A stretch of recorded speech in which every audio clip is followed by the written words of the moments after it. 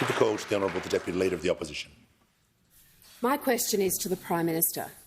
The Prime Minister promised 97 times before the election that he would cut power prices by $275 per year, a promise he continued to make 28 times after Russia invaded Ukraine. Will the Prime Minister finally admit he has broken his promise? Give the call to the Prime Minister.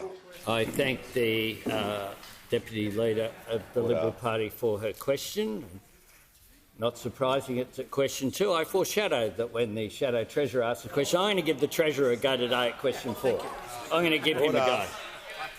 I'm asked about the pressure that's there on energy prices and the context that we have. Members on my left. None other than a former WA Liberal Premier, when the Liberal Party had more than 2 people in the Legislative Assembly, Richard Court.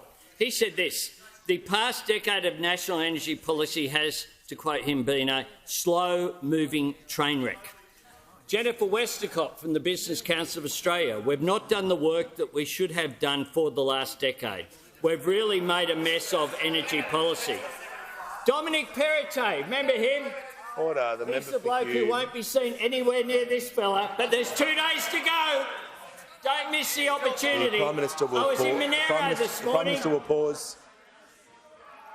The Prime Minister will pause, and I'll hear from the Leader of the Nationals. I'm trying to hear the Deputy Leader of the Liberal Party.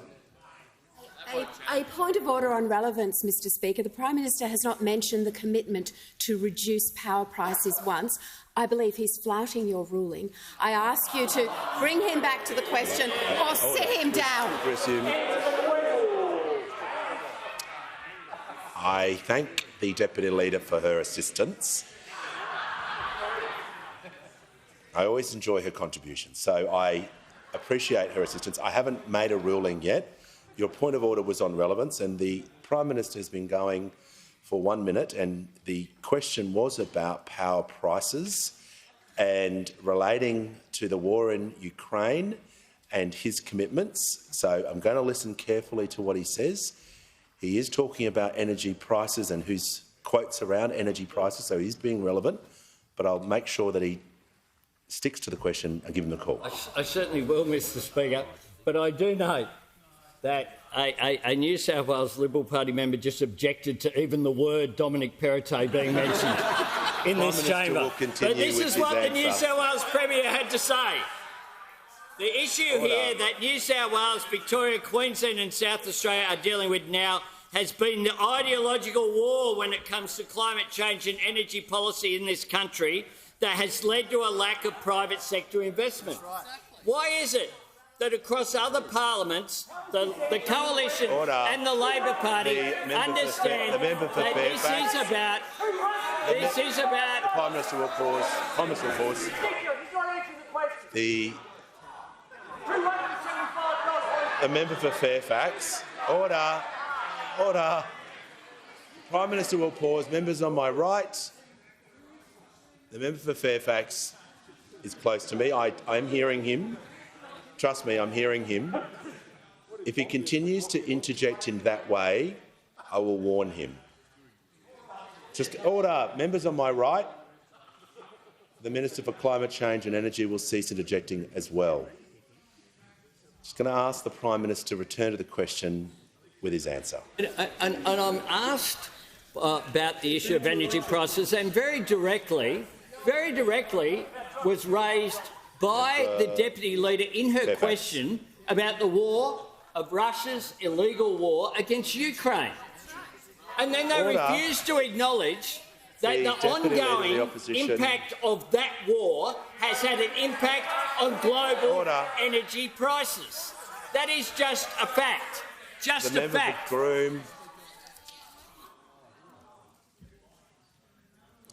Prime Minister will pause.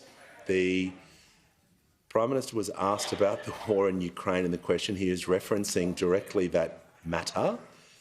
So I'll hear from the Leader of the Opposition. With respect, Mr Speaker, the Prime Minister was not asked about the war in Ukraine. No, you weren't. Order. The question was, and I quote, Order. the Prime Minister promised 97 times before the election that he would cut power prices by $275 per year, a promise he continued to make 28 times after resume your seat. Russia. Resume your seat.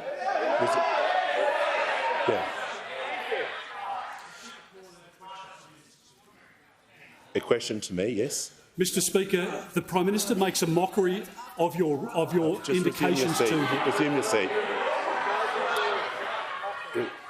Resume your seat. If you want to ask me a question, you may do it at the end of question time. Well, I haven't made a ruling. Order. I'll hear from the Leader of the Opposition. Mr Speaker, you went to the conduct of the House. It would be very easy for us to sit here with respect for the Prime Minister if we got a straight answer, if he abided by your ruling, but he cannot even answer the question put directly to him. Resume your seat.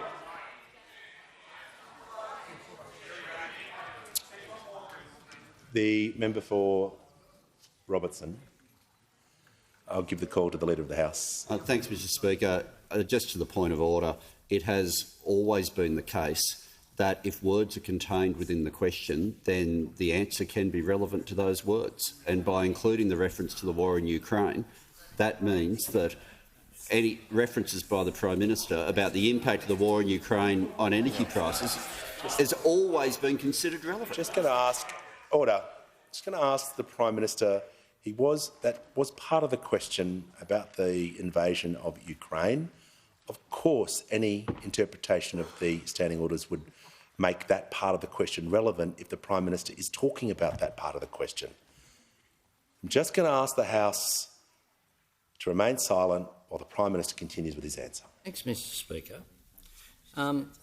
Philip Lowe, the RBA Governor, said this about the impact of Russia's invasion of Ukraine on an ongoing basis.